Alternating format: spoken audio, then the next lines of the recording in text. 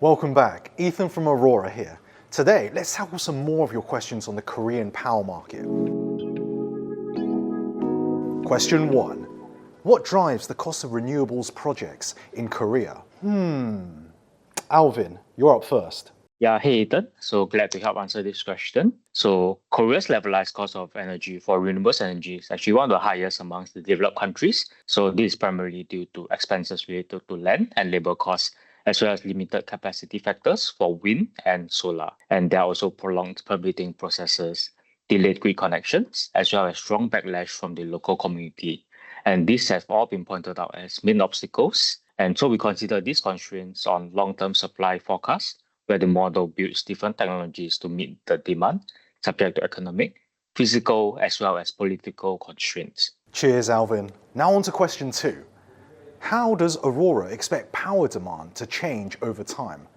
For this one, let's turn to Jessie. That's a great question, Ethan. Let me answer for you.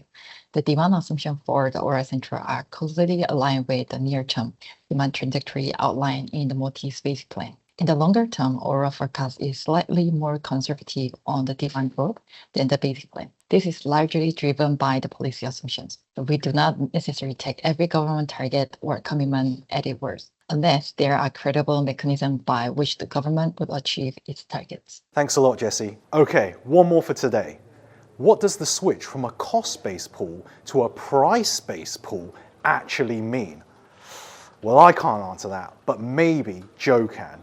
Hey Joe, can you? Yeah, I sure can, Ethan. So the future market design in Korea does remain very uncertain, but Aurora has factored in several of MOTI's proposed reforms that are commonly observed in transitioning markets. This one includes particularly a price-based pool, where all technologies will bid into the market at the price they're willing to generate throughout the forecast.